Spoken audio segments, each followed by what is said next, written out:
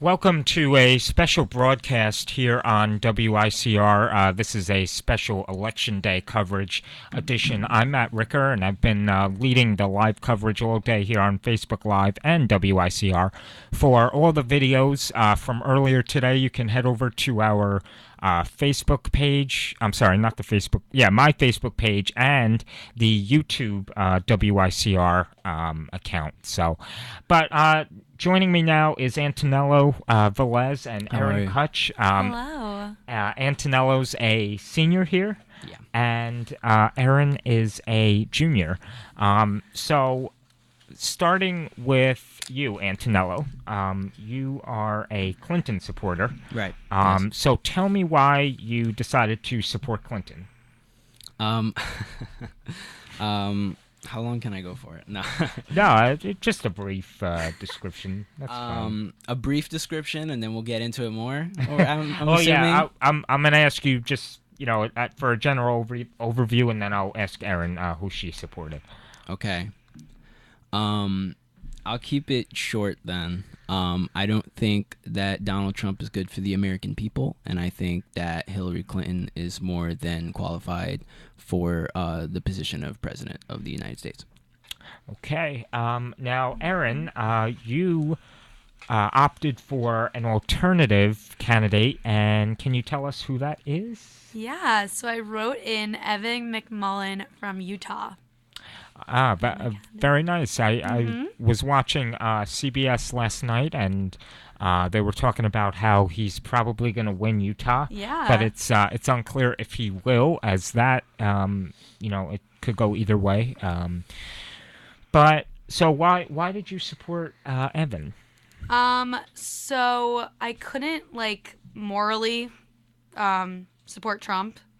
And I don't know. I couldn't support Clinton for multiple reasons, but I do know the importance of voting, and I think a lot of people felt the alternative was just not to vote for either candidate. Right. And I didn't want to do that. And in addition, I didn't want to just vote for someone random or write in Mickey Mouse or something, because that doesn't matter. Yeah. So I wanted to write in someone that would make my vote count, and just make my voice heard, even though I don't agree with the two main party presidential candidates. That's a very thoughtful alternative that you actually researched. And Thank you. I really wanted to, because I know so many people who just didn't vote or just didn't bother getting registered because they just didn't like what the outcome's going to be. And I don't know, it's the inevitable is going to happen in probably 4 or 5 hours. So I don't know. I just wanted to be an educated voter, and I wanted my vote to count. So. So looking at the electoral map, this is according to RealClearPolitics.com. At this hour, 203 electoral votes are leaning towards Hillary Clinton, and Trump has 164 with 171 toss-ups. So that's a lot. We have 13 states that are currently battleground states, meaning that they can go either way. Those states include Florida, Ohio, Michigan, Pennsylvania, New Hampshire, Maine, North Carolina, Virginia, Georgia, Colorado, Nevada, New Mexico, Arizona, and Iowa. So you got a whole wide range of states there. So whoever wins Florida is most likely going to be our next president. From what I heard earlier today and all of last night, it's basically 50-50. They're neck and neck. Each have a slight edge over one another. I think Clinton was leading, and then Trump was leading. It's been going up and down. Right. But yeah, we'll have to wait and see. The polls don't close on the East Coast probably until 8 or 9. Depends on. Yeah, I think it's mostly 9, and then we got to wait for the West Coast. So it's going to be a long night. Yeah. The longest night of our lives. Antonello, so tell me more about why you like Hillary Clinton. Okay. I don't know if I want to start with Hillary first or Trump first. You could start with Hillary. Okay. Hillary, I feel like, is qualified. She's been working in American politics for decades. All right. She's her husband, Bill Clinton, was also the president of the United States. There's like, she worked under the Obama administration. I know a lot of people have a lot of feelings towards the Obama administration. Personally, I think that there were a lot of things that, good things that came of that presidency. I really feel like she's just blows him out of the water in terms of the qualifications. Like, I can't stress that enough. I know it may seem like a one giant point, but it's the only point, really. She has contacts, she has relationships, she knows how to do this. She's traveled the world for our country. And that's just something. Look, the president is supposed to be the representative of the people. Right. Right? That's why the people elect the president. Mm-hmm. All right, especially since there are 3 branches of government. That one branch is supposed to represent us. Yes. That's why I was a big Bernie fan, because Bernie seemed like he was a man that cared about the American people, and that just really, really spoke to me. And it was really all walks of life. And personally, I just really gravitated towards that. I know a lot of people have a lot of opinions about things like abortion and gay marriage. Personally, I don't understand why people are obsessed with telling other people how to live their own lives. And that's kind of, I have a lot of liberal views because of that. Personally, I am Hispanic and I grew up in the South Bronx. Not the most wealthy place, but a very, when you live in a place like that, there are preconceived notions of who you are as a person. I don't think is right or fair. A lot of my friends are in college, and where I feel like the public perception is wrong, and I feel like under the presidency of someone like Trump, that public perception will live on. Again, I'm Hispanic. I grew up from the Bronx, and being from a place where I was not as advantaged as people that had more money than me growing up. And obviously, I'm not saying like if someone had more money than me, like why those people worked hard. They're living in different areas as me. I live in New York City, which is one of the most expensive cities in the world, and I wouldn't trade that for anything. So I understand where I am and where I come from, and I love that. Yeah, no, that's a great point. Now, Erin, tell me which issues matter to you the most. Personally, I am pro-life just because of my religious beliefs, and those are convictions that I stand for.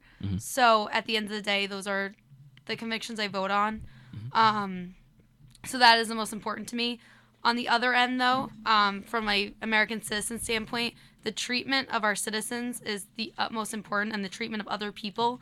And in looking at the candidates' policies, there are both policies and both candidates that I disagree with on how really the treatment of every citizen, and in my eyes, the born and unborn matter. So I think just the human rights issue of it, both our candidates, in my opinion, lacked that extent, and that's what I look for most in who's going to be the leader of the free world. Right, and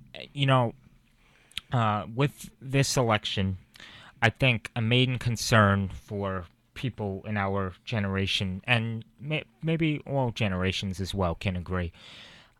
During the debates, during various rallies, issues were not brought up, really. I mean, it was a battle of egos. Yeah, that's a great way to put it. It was just it was constant bickering and going back and forth about the emails, the tapes, and I'll agree with you. To an extent, I feel like at least Hillary Clinton on issues tried her best to elaborate her positions on them, where I feel like Donald Trump is a lot of talk but no elaboration, and that's problematic. I don't know you as a president. I don't know what you're gonna put forth and what your positions are and how you're gonna handle things, and because of that, I'm not gonna trust you.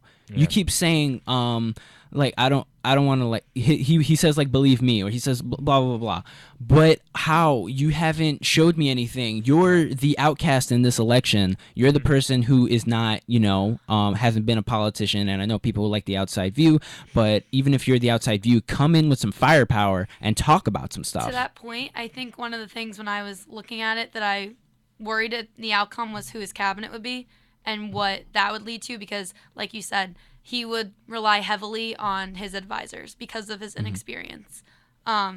So the people who are advising him are almost more important than him because to an extent he'll be a face to an administration. So I think that's another thing to consider to your point what you were saying. Go into foreign policy, that's a very important issue, especially with the rise of ISIS. Something has to be done to stop all this, rise in terrorism, and not just for the United States, but, in other countries as well. There's been these attacks going on. We had San Bernardino earlier this year, and among others, Paris has been attacked a few times, and it's just a shame that the world is this violent. But abortion, gay marriage, the Supreme Court is another very important issue. We only have 8 justices right now. And if there was a landmark decision of some sort, and we haven't had any, thank God, in the past year, really. I mean, and if there was a case like this, then it would just be chaos, because there'd be ties, and there'd be there would just be a lot of chaos in general. And, yes, abortion has been an issue that the Catholic Church has been fighting and fighting the government about since, probably the 60s, if not earlier. But, I will say, and I don't give my opinion much, but I am pro-life, just because that's how I was raised. I was raised as a Catholic, so that's what I believe in. But also, going back to national security, how the president will deal with the threat of nuclear weapons, whether it's by Russia or whether it's North Korea, which have become major problems. Those are probably the main issues. But yeah, we're going to take a quick break, and when we come back, we'll continue this discussion. Right on. I'm here with Antonello and Erin, 2 students here at Iona, so thank you for joining me, and we'll be right back.